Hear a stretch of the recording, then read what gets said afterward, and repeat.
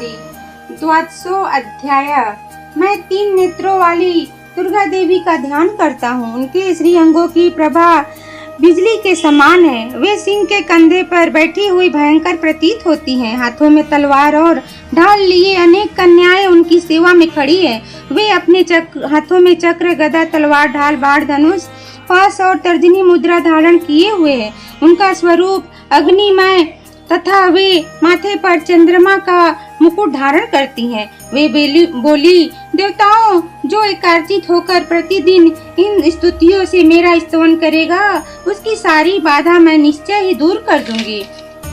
जो मधु कैटभ का नाश, महिषासुर का वध तथा सुम निशुम के संहार के प्रसंग का पाठ करेंगे तथा अष्टमी, चतुर्थी और नवमी को भी एकार्चित हो भक्ति पूर्वक मेरे उत्तम महात्मा का स्मरण करेंगे, उन्हें कोई पाप नहीं छू सकेगा। उन पर पाप जनित आपत्तियां भी नहीं आएगी। उनके घर में कभी दरिद्रता भी नहीं होगी तथा उनको कभी प्रेमी जनों के बिछोह का कष्ट भी नहीं भोगना पड़ेगा। इतना ही नहीं, उन्हें शत्रु से, लुटेरों से, राजा से, शस्त्र से, अग्नि से तथा जल की राशि से भी कभी भय नहीं होगा।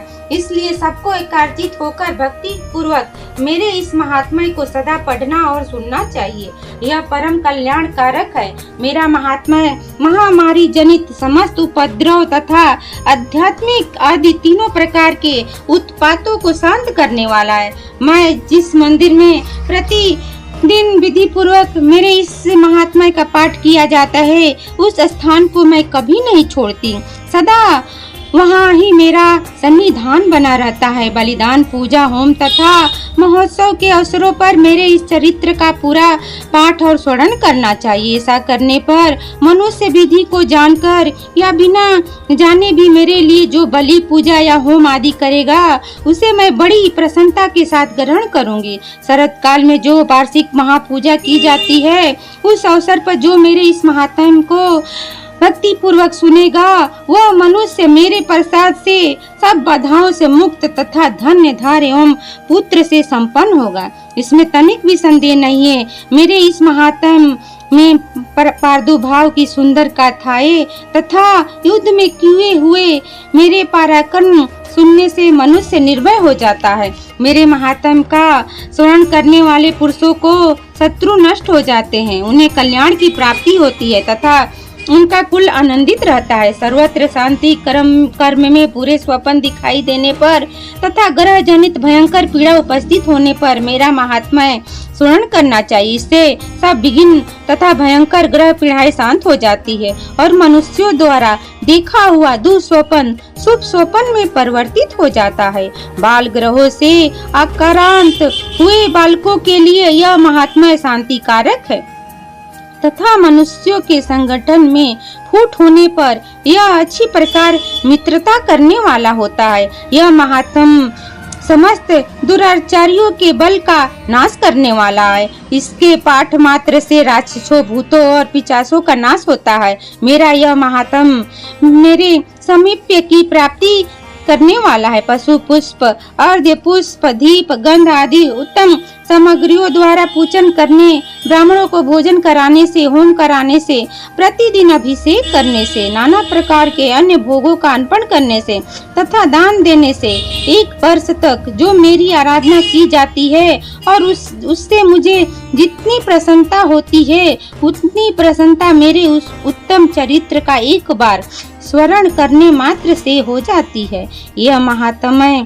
स्मरण करने पर पापों को हर लेता और आरोग्य प्रदान करता है। मेरे प्रादुर्भाव का कीर्तन समस्त भूतों से रक्षा करता है तथा मेरा युद्ध विषयक चरित्र दुष्ट दैत्यों का संहार करने वाला है। इसे के स्मरण करने पर मनुष्यों को शत्रु का भय नहीं रहता। देवताओं, तुमने और ब्रह्मा ऋषियों ने जो मेरी स्तुतियाँ की है तथा ब्रह्मा जी ने जो स्तुतियाँ की है, वे सभी कल्याणमयी बुद्धि प्रदान करती है।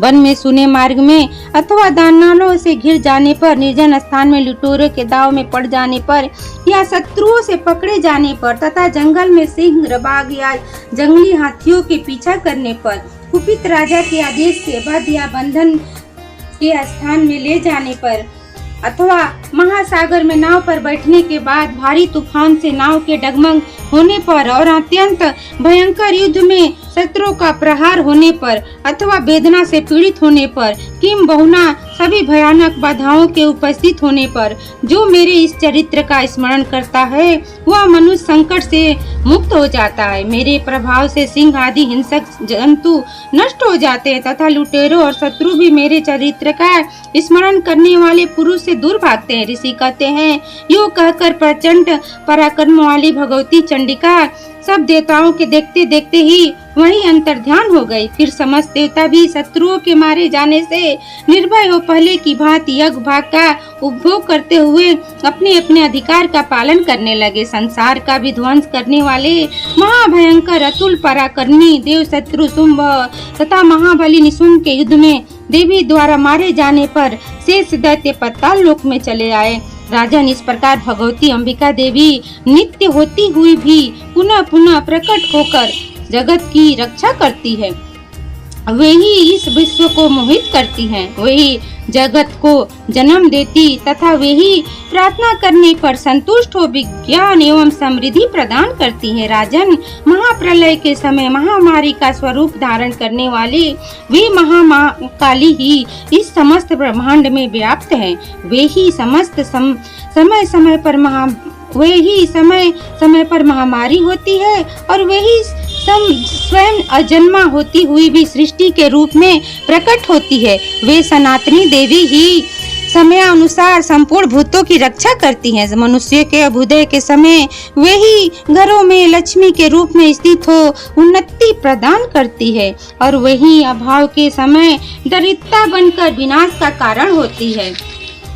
पुष्प, धूप और गंध आदि से पूजन करके उनकी स्तुति करने पर वे धन, पुत्र, धार्मिक बुद्धि तथा उत्तम गति प्रदान करती हैं। इस प्रकार श्री मार्कंडेय पुराण में स्वर्णिक मनवंतर की कथा के अंतर्गत देवी महात्म्य में फल स्तुति नामक 12वां अध्याय पूरा हुआ। जय माता दी, जय माता दी, जय माता दी, जय माता दी।